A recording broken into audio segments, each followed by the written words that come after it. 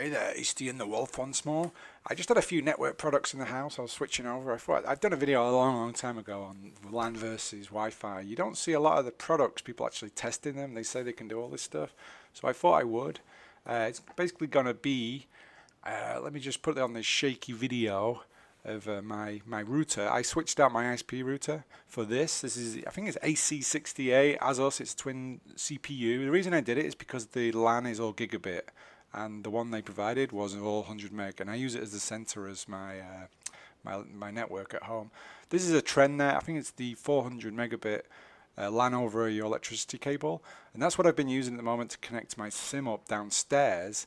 But I've been doing a bit of streaming and stuff, and it's not the best. It's not the best. So I thought, can't use the Wi-Fi. That's not been very good. I've already tried it. So that's how it's hooked up to the router, just general LAN cables. So what I did off Amazon, the fantastic Amazon, I bought this cable, which is I'm about to show you in a second, and it's thin, and I got it, I think it was 50 foot for $14. It's ridiculous, and it's supposed to be Cat 6 certified, so it'll do the 10 gigabit per second and all that. The best thing, the reason I bought it is because it's super thin, and you can, because I rent my house, I can't really go drilling holes everywhere, so with this stuff you can just lay it through the window, and you can close the window on it, so you can just drape it down the side of the house, stick it through another window. It's kind of a temporary solution if it's not your house. So what I'm going to do here is I'm going to test the three things I have. I'm going to test the Wi-Fi via an old crappy tablet I have, a Thrive Toshiba, and the other two things. So this is on my crack screen Thrive Toshiba that I use in my sim. I use it as a rev counter, and if I ever like stream, I use it as the Twitch chat. It's pretty cool as I'm driving to see what people are saying.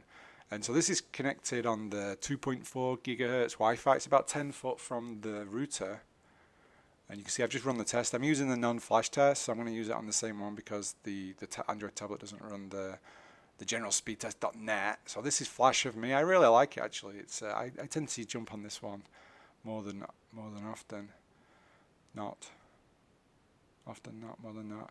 You see that, and that came out pretty good. I was really surprised. It was 10 megabytes download, 10 megabits download, and 14 megabits. So it's actually got a better upload than download. And my internet is a fiber optic, so it's 35 meg down, and it normally gets like 17 up. So that's just a little bit less, and the ping was pretty good on there as well. It was the 8 millisecond. But as you know, with Wi-Fi, it's not really consistent. I definitely wouldn't game on it. Now this is running over the electrical LAN. I guess they use like a carrier wave technology to pump a digital network signal over your electric cables. Obviously, it depends on your house and how good the wiring is, how old and new your house is. This house is really new, I think, so it should be pretty good. This is running. Same speed of me again, but it's more the PC version because I ran this actually on my simulator PC. You see there, latency 7 mils, so it wasn't really much different than the Wi-Fi. Obviously, you can't see consistency with this check.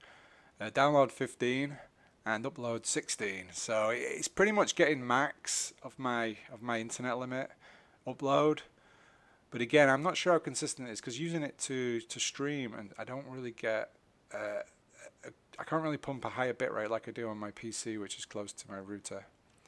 And then this is with the Cat 6 super thin cable. That was really easy to route. It took me like 5 minutes maximum. I think it was really good investment.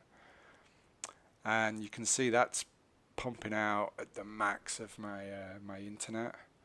So I think it's like even more than I paid for. I think it was like 38 meg then. We'll see what the results are at the end. This is just really, if people do, they look at different options just to see. I mean, Wi-Fi is really good these days. It's getting better and better with 5G, but you can use these electrical ports. Depends what you're doing. I use them for security cameras, so I have one in my garage and one up near the dog pen, so they're really far away. The electric power goes up there, and so you really don't have to worry about the Wi-Fi or super long Ethernet cables. But if you're going to be doing a lot of stuff on the internet, uploading videos, anything high bandwidth, streaming, I think the LAN is the way to go. You can see this, I'm getting download at its max, it's 38 megabits, and 17 down, so it's really maxed out my fiber optic. That's the highest I ever see, so it's pretty good for $14 and a little bit of routing.